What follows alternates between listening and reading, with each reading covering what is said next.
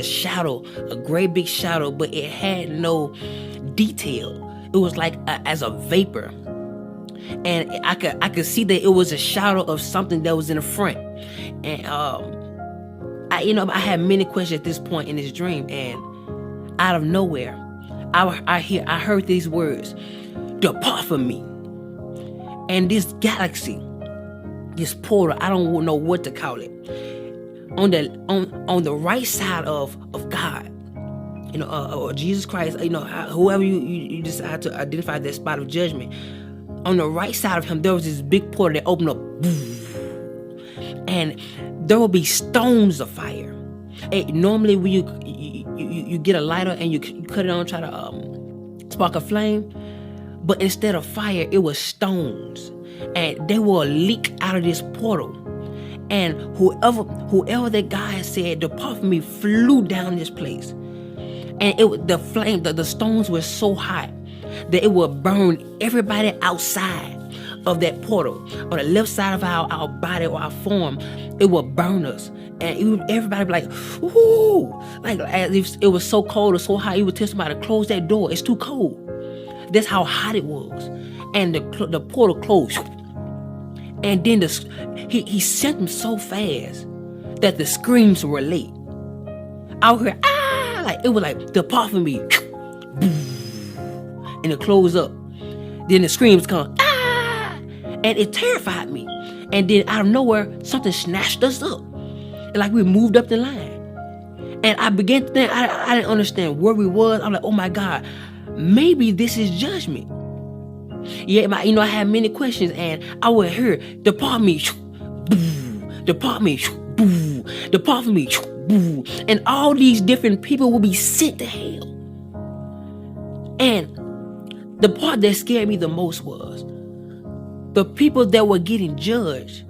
You could hear when God was talking to them, and you could hear everything they got judged from. So if somebody went to hell for something that you knew you struggled with in your life, you know where you were going. And so I'm just seeing people go, "Shoot, sit there, boo, boo." And I'm seeing the flame, and it's just constantly burning everybody outside that haven't been judged yet. And I could hear some of the people talking to God. And I remember there was a woman, blonde hair, and God was talking to her. He said, "I'm not judging you for what you put on Facebook, but I'm judging you on how everybody else received it." 300,000 people were led astray by one of her Facebook posts. And he said their blood was on her hands. And out of nowhere, he said, "Depart from me." And I'm talking about, I couldn't express how powerful his words were. It's as if he said, "Depart from me," and everything shook. And she was sent with great force. And the portal opened up. Boom. She would go flash. And it would close. And and the scream was so late. It terrified me. People, adultery, fornication, so many different things that I could actually hear. And people in front of me were terrified because a lot of those people were struggling or went through the same situation, and they never repented. So 1,000, 1,000, sent here. They would fly. They was flying so fast. I've never seen something so fast. And it got to the point where I was next in line, and he called me up, and he started talking to me. And keep in mind that our life held us hand to hand. So anything we did in our life, our life testified against us. So you couldn't lie because your life testified. Say, "Yes, you did. You did this. You did this at this time. Yes, you did." And whenever God would speak to me, you would see a big screen, like you would see as if whatever God says, it comes to life. And so he started talking to me, and he started telling me everything that I could have did better. And at this point, I'm like, okay, God, I could have did this better. I did it. I did okay with it. I could have did better. So he began to say other things, and he brought up this specific woman. And he asked me, why didn't I forgive her? And he gave me her specific name. I'm not going to say it. He gave me her specific name. And I knew exactly what he was talking about. I did forgive her. He said, well, if you forgave her, when you get on the phone and talk to her, why is it that you treat her like the situation happened all over again. And I'm like, God, but I did forgive her. He said, well, if you forgave her, why are those seeds still in your chest? And I looked down. I was like, oh my God, that's what those are for. Those are seeds of what I did in my life, the things I didn't forgive. So he was talking to me, and I was like, oh my God. And he told me, he looked at me and said, because you didn't forgive her, I didn't forgive you some of your sins. And I was like, oh my God. And he started telling me so many other things, and he ain't told me not one good thing yet. And at this point, I'm getting terrified because my mind is starting now going to a place where I'm imagining how hot this fire is going to be when this portal open. And so, I'm scared. I didn't know how to explain how terrified I was. Words can't describe. When you meet God face, words can't describe how terrifying it is to look your Creator face to face. Where there's nothing hid from Him. There's nothing. Your inner thoughts are revealed before Him. Your perception, how you feel, everything that you hosted in this body is presented before Him. And so, I got to a point where I didn't want to hear God no more. I was really turning my head because I was afraid that, it's already made His mind up. I was so afraid, and so I turned my head, and He would just constantly tell me everything that I didn't do right, or I should have did better. And at this point, I knew I was going to hell. I knew it. I was fully persuaded that this was it. So I turned my head, and I was like,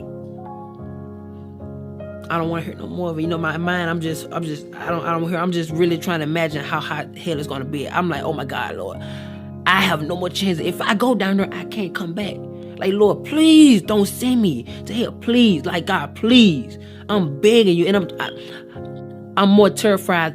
I was more terrified than I can express. And so I turned my head, and at this point, I no longer wanted to hear what He had to say, because I knew at this point, I was going to hell. And I would have my head turned, and out of nowhere, there was this one feeling that would come over the interface of my soul. And I would turn my head, it would go in slow motion, and the tears would fly from my face. And I looked at God, and I was looking at His judgment. What was going to be my judgment? And He looked at me, He said, face to face, you don't get a well done. You get a you barely made it. And He stepped back and said, come. And at this point, I was so confused. I'm like, oh my God. And on the left side of God, heaven would open up, so soft, with brilliant lights. The colors were undescribable, like colors I've never seen before in my life. It was so pretty, so amazing.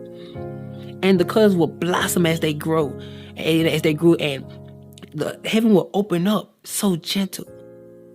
And I will walk toward that direction, and my hand would go in the portal. And when my hand went through, it got bigger. My arm went through, it got bigger. It was like I was growing into a mature state of a glorified body. And so my leg went through, it got bigger. And you can see how big I got on the other side. And how my soul was being transformed into a glorified body. And my body would go through it, and only piece that was left behind was my leg. And right before my last foot got in, I woke up.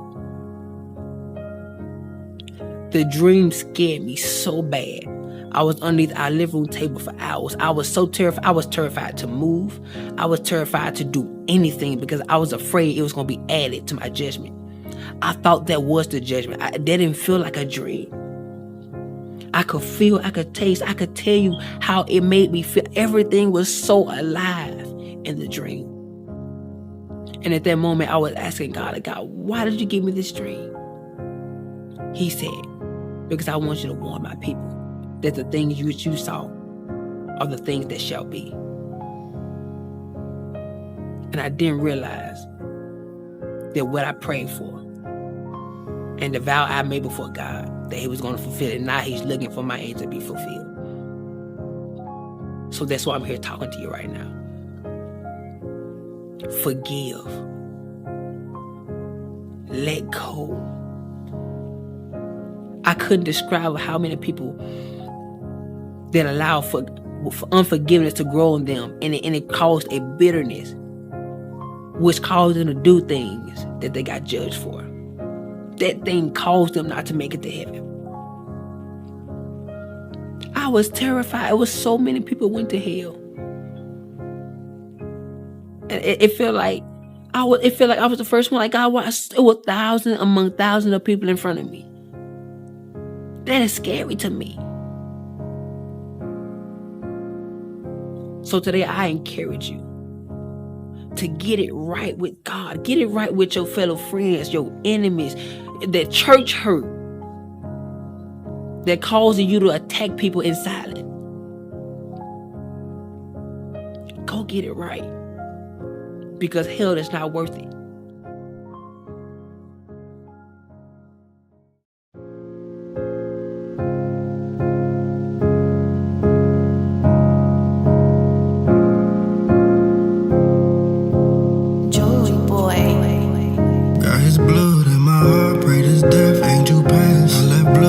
Snow, I got blood in my pants. Anybody need healing in his blood you could have. Be the way, staying round, don't get off, you gon' crash. By his blood, he forgives, by his blood, we could stand. In his blood, we redeemed, we so used to being last. In his blood, we could love, we got joy, we could laugh. Baptism, living water, if you dirty, take a bath. By the blood of the Son, I no goat or no calf. Bless his blood in your life, no escape in his wrath. Victory is in the blood, sacrifice, cause you can't. On that tree, he done bled, he got hung, did him bad. We walk up in that light by his blood, then we clean, justified by his blood, got his life, keep it in. We walk up in that light by his blood, then we clean, justified by his blood, got his life, keep it in. He saved me.